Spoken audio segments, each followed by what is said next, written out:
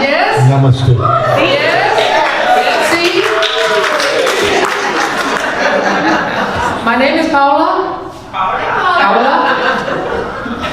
This is Louise. I just said Paula. Paula, yes. Paula. I had another bill, you said call me Paula. Paula. Or Pula for short. Pula for short. Welcome for my friend Ron Wilson, who I've known for long time. many times. Yeah. Ron used to have at least 10 years. He used to call me in. I used to teach one of his classes one time a year at Cape Fear Community College. Then they fired her till the next year, you know. So. Yeah, they fired me. So just one class at a time. And that's One all. class and you're out. Yeah, that's all right. We had fun though, didn't we? Oh, we had a blast. Yeah, the architects and We're having Louisa. more fun today, though. Yeah, more fun today, and Louise is here, and also Megan Rose is here, and Sarah Walters, so I get the day off. But you know why we're here. All of that, and you know why we're here. We're here to create a movement grounded in love and kindness that transforms us, our community, and the world. That's it at the bottom. Yeah, we're here to have fun. Yeah, we're here to hear a message. Yes, we're here to be joyous, but the grounding, the foundational piece of Spiritual Soul Center is that we are here to create a movement grounded in love and kindness that transforms us, our community, and the world. So let's say that together.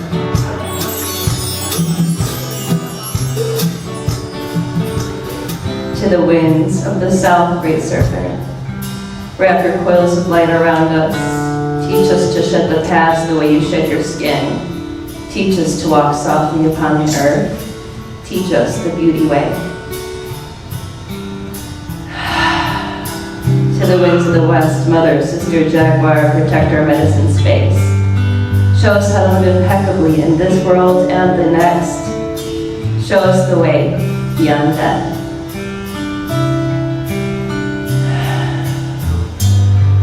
To the winds of the north, royal hummingbird, grandmothers, grandfathers, ancient ones, come and warm your hands by our fires, you whispered to us in the wind. You who have come before us, and you who will come after us, our children's children. To the winds of the east, great eagle condor, swoop high from your perch and show us mountains we only dare dream of. Show us how to fly wing to wing with the Great Spirit.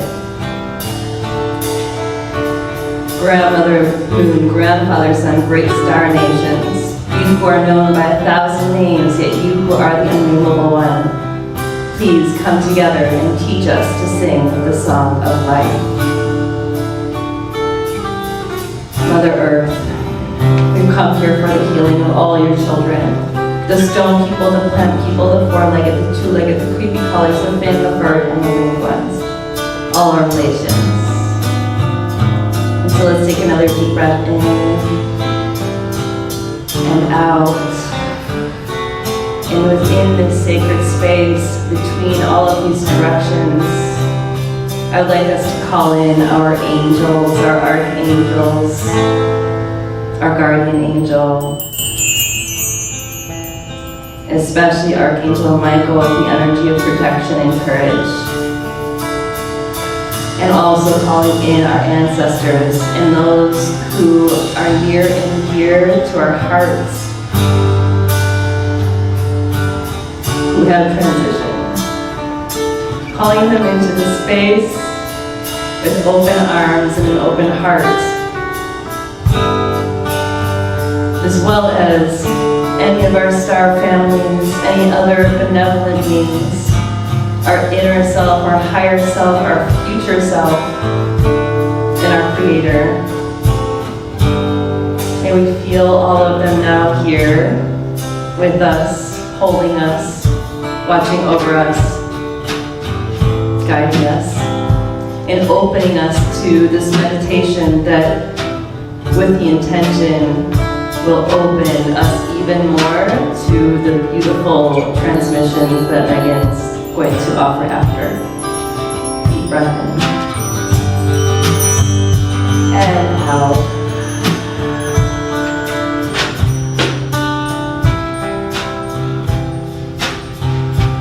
And we're just going to now take a moment to close our eyes if the hands are ready.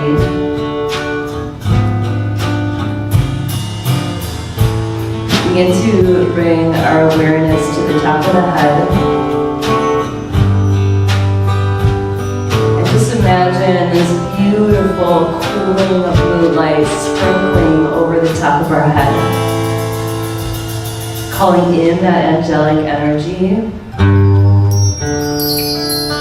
and allowing this energy to sprinkle over us, to permeate inside of us, and to cool down our nervous system, cooling down our nerves and our nerve endings, bringing it all the way down the body, feeling lovingly massaged by these beautiful angel spirits.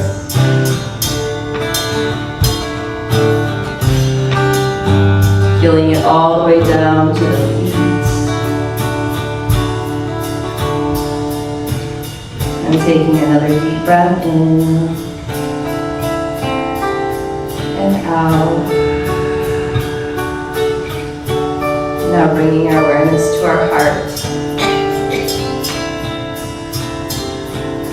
Imagining a beautiful ball of light in our heart. And as we breathe, we begin to guide it down. Guide that energy down, down, down. Our heartbeat moving with it. Moving through all the layers of the earth. All the way down until we get to the center of the earth. This is where the earth's heart is. Perhaps you visualize it as a beautiful tree or an orb of light, noticing the earth's heartbeat and how smooth it is and how steady it is, guiding your heart to connect and plug into the earth's heartbeat. Syncing up your heartbeat with the earth and her heart.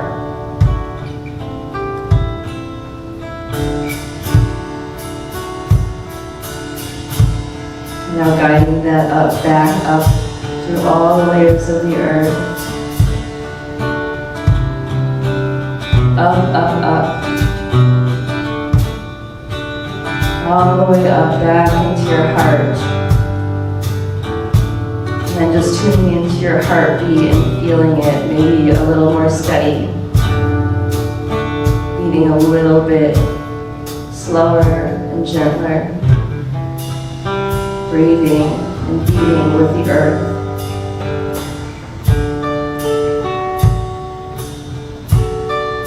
Take another deep breath in. And out.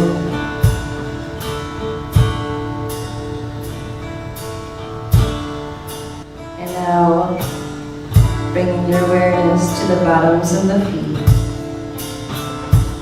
and guiding your awareness up the legs, up to the roots. And as you breathe, imagine this area, this beautiful red ball of light expanding 10 times its size. Bringing your awareness up a little higher, right below the belly button to the sacral. A beautiful orange orb of light. And as you breathe, feeling it expand.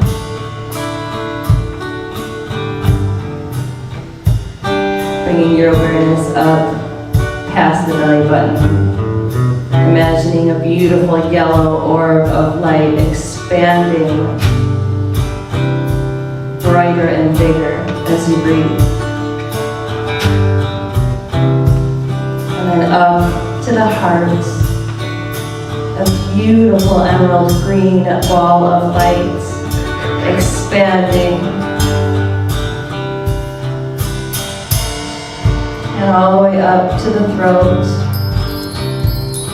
Beautiful blue orb of light, expanding as you breathe. Glowing so bright. Bringing your awareness up to the third eye. A beautiful blue orb of light, like the dark sky, midnight blue. Breathing in as you expand it, brighten it. And then coming to the top of the head, a beautiful lavender orb of light. Feeling it expand 100 times its size. As you now feel expanded, open, freer than before, connected to earth, connected to humanity, connected to your inner being, ready and open to receive the transmissions and the teachings that are coming next as we connect even deeper within this space. Let's take another sigh out of the mouth. Deep breath in.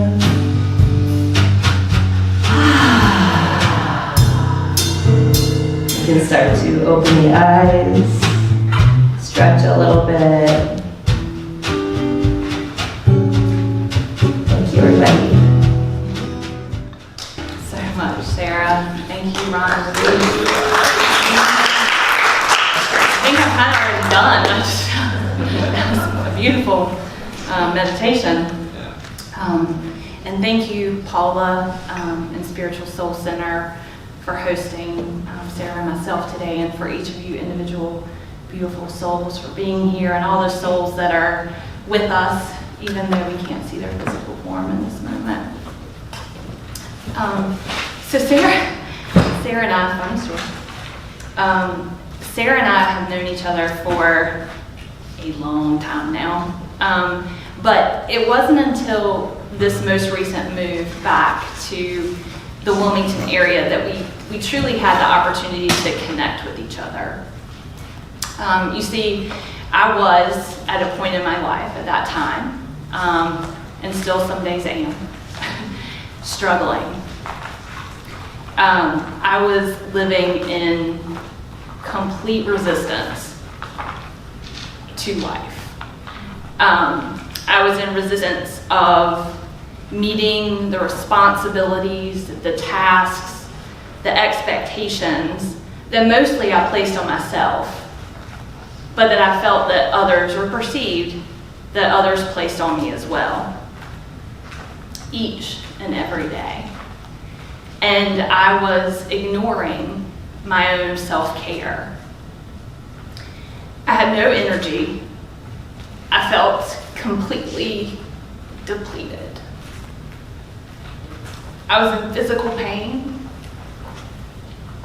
and I was incredibly worried that something was actually wrong with me, that in some way I was sick or dying or broken, like the life force was just being sucked from me. And to top that off, I was in a huge shame cycle because I knew I had the tools in my toolbox to change what was happening, but I was choosing not to use them because I was in resistance. And then as soon as I saw that Sarah was back in town, right, I knew I had to connect with her. So I begged and borrowed and stole my way into her life. I worked with her to begin to take care of my physical body, but I ended up on a much different journey altogether. You see, in our workouts, I was made aware of my inner talk. So in the early days, my mind would tell me I could not tolerate the heat. This was also partly during the pandemic where we were working out together outside. So I couldn't take the heat. I could not do one more push-up. I could not hold that plank for 1 second longer. But Sarah was there in every moment, bringing awareness to what I was telling myself. She was teaching me to tap into my warrior spirit, and she was pointing out that I was actually doing the things that I was telling myself that I could not do. So once I realized that it was my self-talk and my belief about myself that was the only truly thing keeping me stuck. And so once I realized that my mind was my only limitation, I was then able to tap into my toolbox and use those tools to center myself, to tap into my inner strength, and transcend my physical body. I found myself on a journey of becoming stronger physically, mentally, and spiritually by shifting my belief system.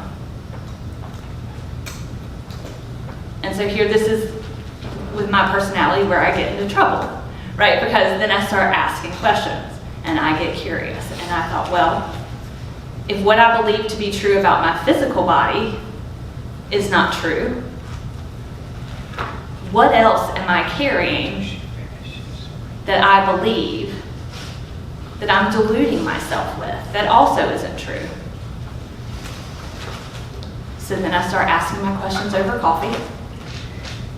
And so I started with, well, what is a belief? What is a belief system?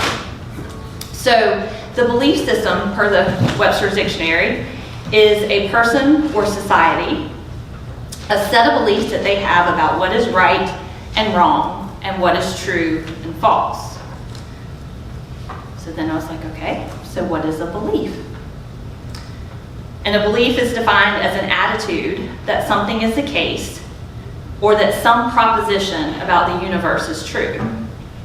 Philosophers even use the term belief to refer to attitudes about the world, which can either be true or false.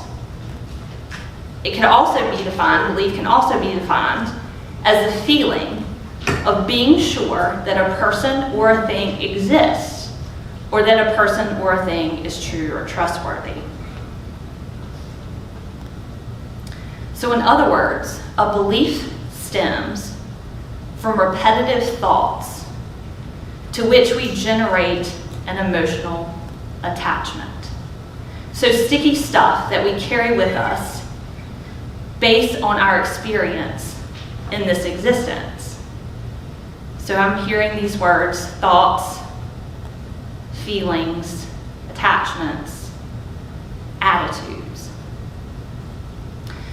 And so all of this then reminded me of a talk that Reverend Richard Levy gave one Sunday at Unity about how we all carry around these buckets of BS. Right? So with these buckets of our belief systems that guide our thoughts, decisions, and feelings in life and show up in our relationships with others. But they're just thoughts. They're repetitive thoughts that we attach emotion to. They're mental constructs. Now, if I've learned anything in this experience thus far, it's that through prayer and meditation, I can change my thoughts, be aware of my feelings, and change my perception. Take that in for a second. We have the power to choose what we believe. It doesn't have to be something that someone has told us all our life is true, or based on our experience with someone else, what we decide to take away from that experience is true. It may have been true in the moment. We may have believed it in the moment.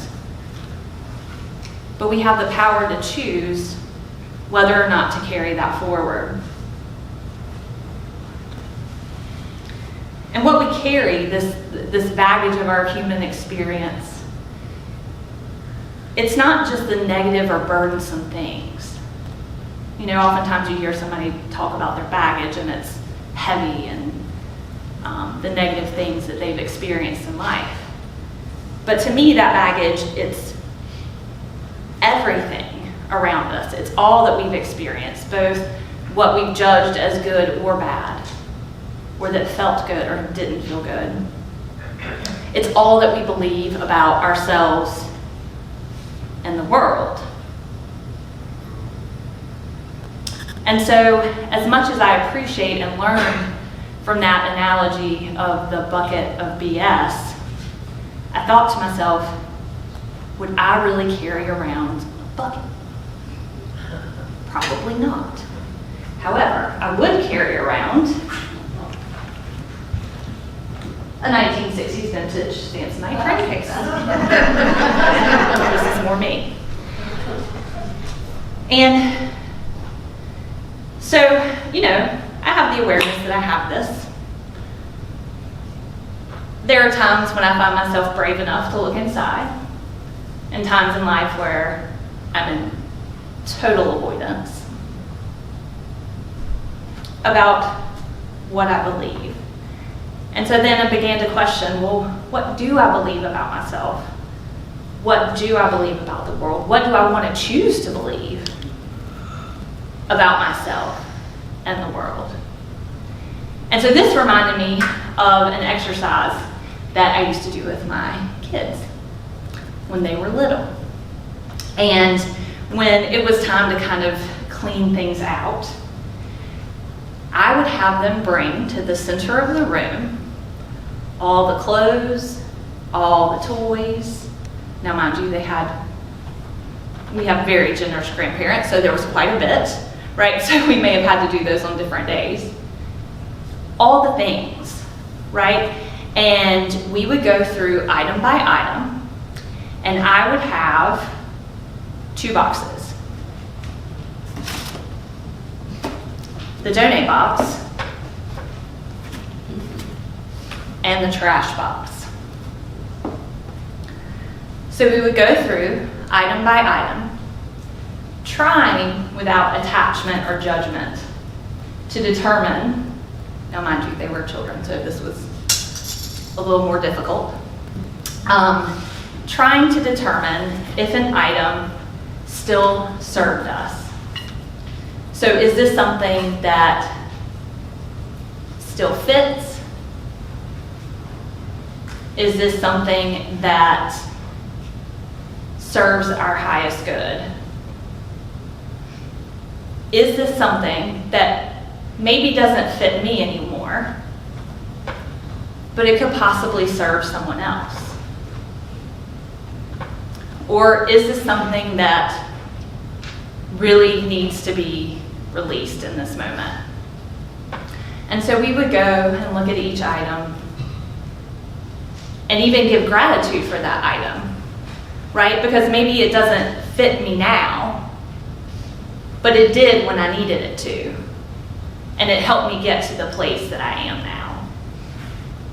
And just observing, without attachment, without judgment, where I am with that item, and what do I want my next steps to be.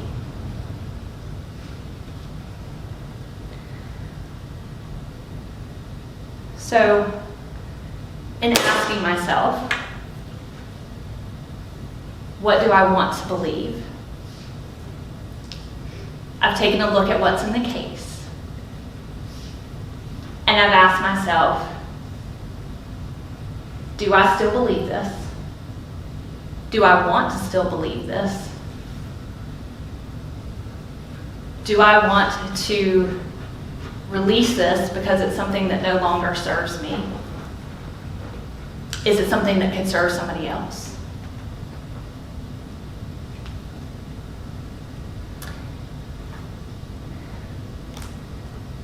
And so I realized that oftentimes I was living life from the perspective of a victim. It was what everyone else was doing to me, what the world was doing to me.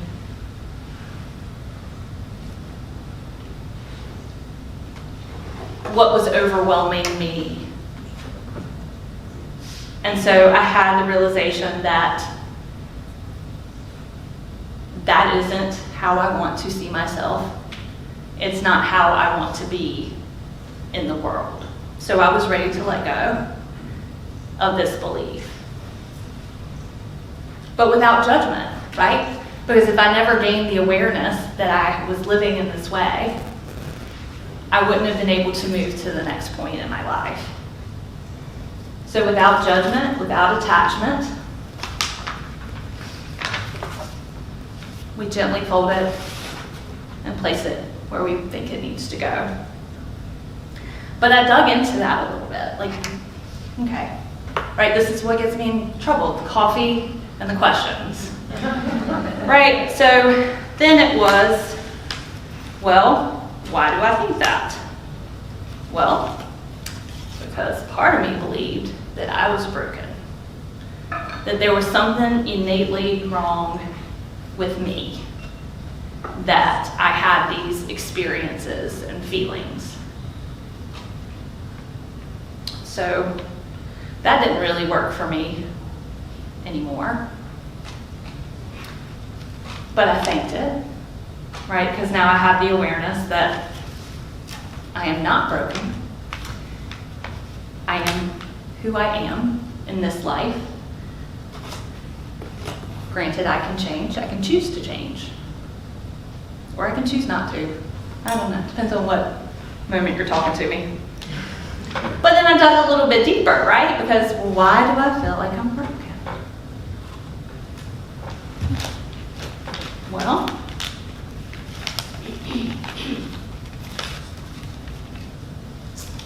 because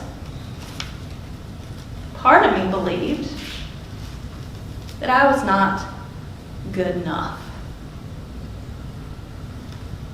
Not good enough at my job, not good enough as a mom, not good enough as a human. So that was a really tough one to unpack, right? And so I dug a little bit deeper into that one as well. Why do I always feel like I'm not good enough? And I determined that it's because a part of me believes that I am unworthy. Unworthy of love, unworthy of being the divine love that I am. Now, I haven't gotten much past this was a lot of unpacking to do. Eventually, I'll have more coffee and ask more questions. But I get to choose whether or not I want to pack this or I want to unpack this. I wouldn't desire to pass this on to anyone, but something tells me that I don't have to because so many people experience this. I don't think I'm alone in this experience.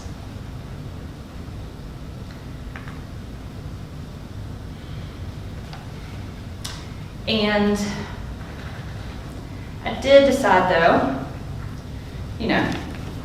we're gonna put that away. I've put it away many times, whether I've packed it back into my case or I've donated it or I've trashed it. Here's the thing about me though, I really like to shop consignment, right?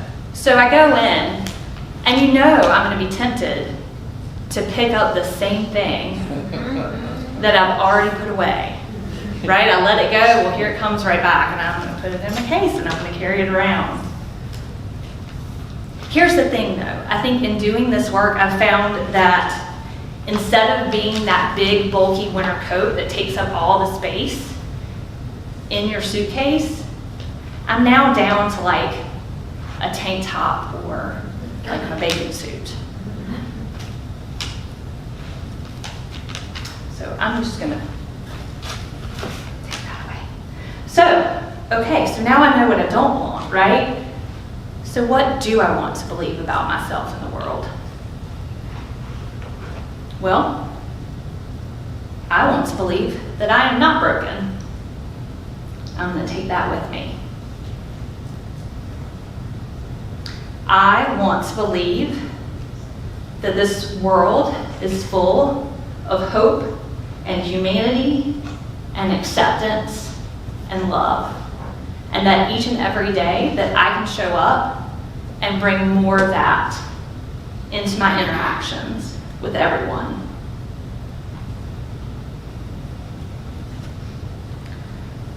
I want to believe that love is love is love, that we are love, that we can be love, and that's really what we're here for.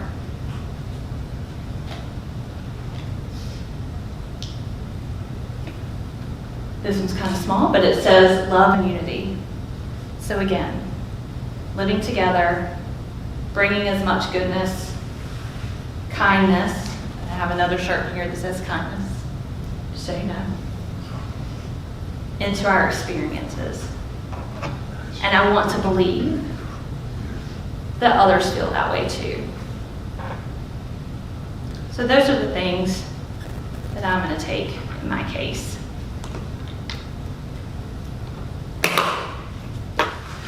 So I found this passage from a book I've been reading called Love Without Conditions, Reflections of the Christ Mind by Paul Farini.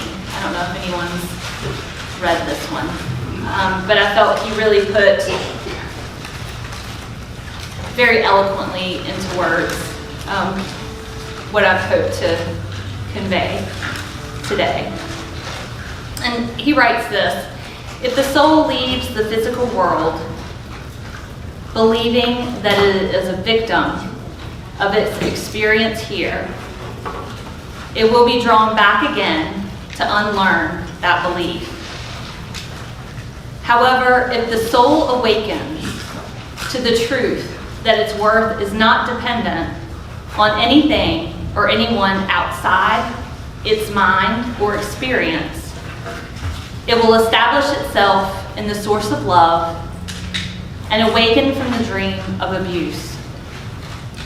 Awakening from abuse means rejecting the illusion that you are not lovable as you are.